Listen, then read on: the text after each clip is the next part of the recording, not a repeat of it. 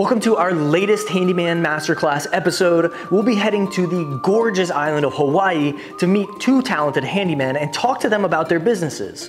While Hawaii is famous for its stunning beaches and laid-back lifestyle, we're going beyond the surface to explore the entrepreneurial spirit of this beautiful place.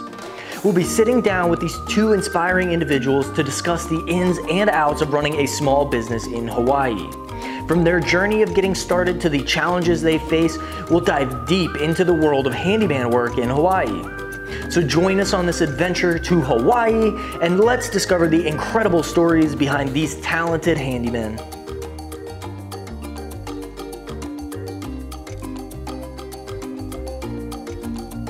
Here we are with Oahu Handyman in the beautiful Oahu, Hawaii, and we're gonna start talking to Jonathan about his business.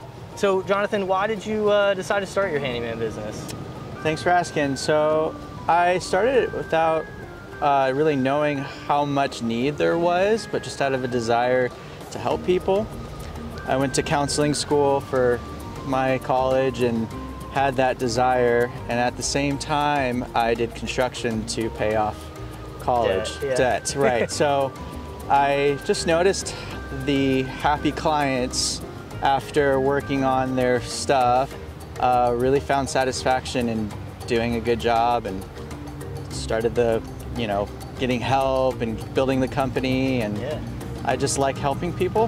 How do you keep your technicians up to the same quality standard that you would like them to? Is that the project manager's job? That's a great question. Yes, it's all of our jobs. There's a few things that we implement as far as incentives. Okay. So, you're working for a business, you're there to make money. We have a really good team. So I hire very slowly. Yeah. And, making sure that the character and the quality is there is very hard to do.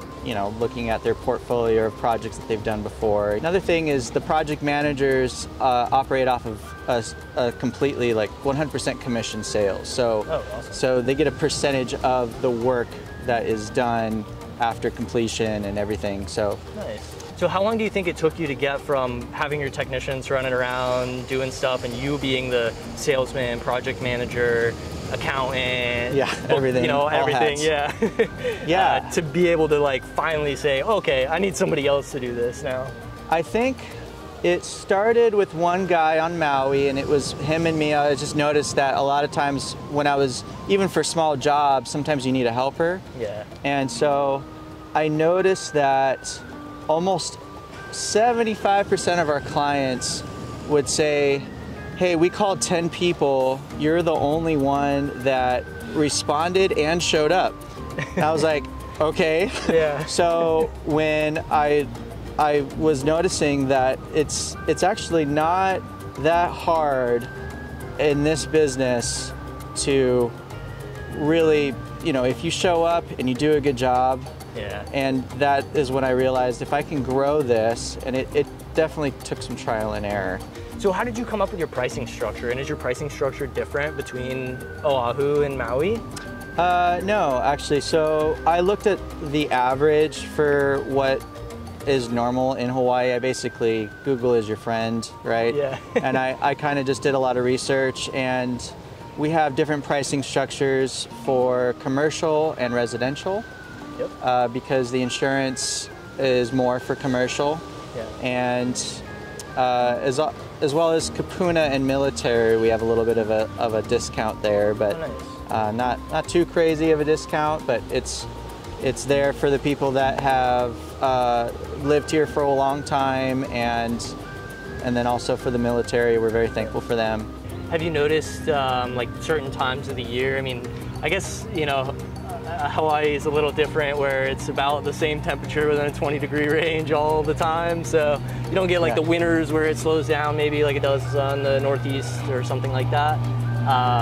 Is there a time of year where it slows down here for business, or? I'd say probably during the holidays. I think a lot of times people go and they visit, the locals here, they visit their family on the mainland, or they just kind of chill, or they're focused on paying off their gifts for their, Christmas gifts or whatever. And say holidays would be kind of around Christmas, New Year's time. Yeah, that makes sense. Yeah. You, between Oahu Handyman and Maui Handyman, it's been about 5 years total. That's awesome. Did you notice like your income increasing drastically every year, or how did that work for you? Like obviously you've added employees, you've added, you know, project managers. Now you've got what, like 16 people total between everybody? Yeah. At first we were only making like about $1 billion a year, and then when we started growing, no, it did increase. Yes, we are making more money, but we are still kind of, our head is down and growing instead of as much as kind of saving, I guess. We're you know, we're reinvesting into the company. Yeah, absolutely. So, yeah, right. You're putting that money back into marketing or training new employees and that kind of stuff. Yeah. So as far as gross income, yes, it's definitely increasing. Yeah. How did you get that commercial space with Ross, or I mean, quite frankly, any of your other commercial clients? Like, how do you go about that? Did you write up a contract initially? Did you present something to them, or did you just go in with nothing and throw it all out there? Yeah, sometimes it's like a mass email that I'll respond to. I think they're like shooting off a bunch of things for different contractors and different handymen on the island. Sometimes it's just picking up the phone and talking with that person, and then, you know, and I think as far as our contract side, we send them our rate contract at our hourly, and we have a contract with them that no matter what we go and do, we have a 2-hour minimum at our hourly rate. How do you feel about your competition in Oahu and Maui? Do you think that, I want to like just beat them down and just no, I'm just kidding. I think it's great because for our competition, it's good because we, in my mind, we want to help the people of Hawaii. But obviously there's literally thousands of handyman jobs, I would say every day, if you're really looking at all of Hawaii, that cannot be fulfilled, even though we're Oahu Handyman, Maui Handyman, LLC, whatever. I'm actually thankful because the desire to help people is fulfilled in different things for different companies. And, you know, I think as far as their prices we've generally stayed about right in the middle, maybe some a little bit more affordable to stay competitive.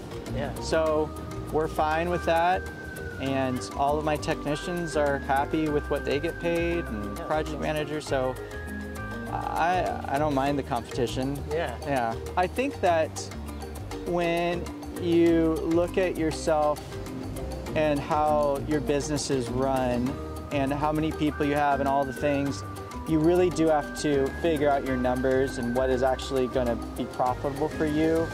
At the same time, you have to hold, on the other hand, is what are clients actually going to keep calling you, and are they going to actually accept your rates, obviously. But I would say don't be scared to charge the amount that makes sense for what you're really doing. As far as, are you one of those guys where you kind of just slap things together and still charging $150 an hour? You know, you got to be humble, and you have to understand, like, they'll instantly call an actual $150 an hour guy. Yeah. So it's matching up the quality. I think if you like kind of have a humble stance, at the same time know your value, which is almost like it can go into pride, right, a little bit, but knowing your value, I think, can still be a humble approach. We're growing, and we've grown way past just me. I would say if you want to grow, you definitely should hire a business strategy planner guy that can really sit down and talk numbers with you. Yeah, no, I agree. Yeah. I personally believe that, like, being able to have control of your finances is the most important part of having any business, like especially a handyman business where, you know, the cash flow and expenditure is so like overturns so fast. It's Yes. hard to keep track of that on your own. And even if you go through and look at your monthly P&L or whatever, you know, it's still like, how do I wrap my head around this or make any sense of it? Like, Right. how do I know that my business is healthy? If you truly care, I think your client will see that, especially in the people that you hire. If you truly care, you're gonna hire people that truly care, hopefully. Yeah. I mean, you know, you want people that have the same vision as you, and your client is gonna say, no, these people actually do really care. They can feel it. Yeah. That's how I think it will work. If you truly want to help people, your client will attach to that. Yeah. Yeah. That's amazing. Well, let's end on that note, Okay, because that all was right. wonderful. Well, good. Thanks, Jonathan. Thanks, Fred. Yeah, it's been great to meet with you. Sure.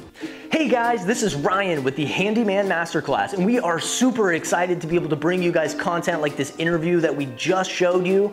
And hopefully, because you've made it to the end, that means that you were able to find something valuable about these interviews that we presented. If you did, we would love to hear about what was most valuable to you in the comments below. And if you don't mind, go ahead and like and subscribe so that we can continue to bring you guys awesome content like this. If you have any more questions about stuff that we do, you can reach us in the comments. You can click the link in the description. You can follow us on Facebook and Instagram as well.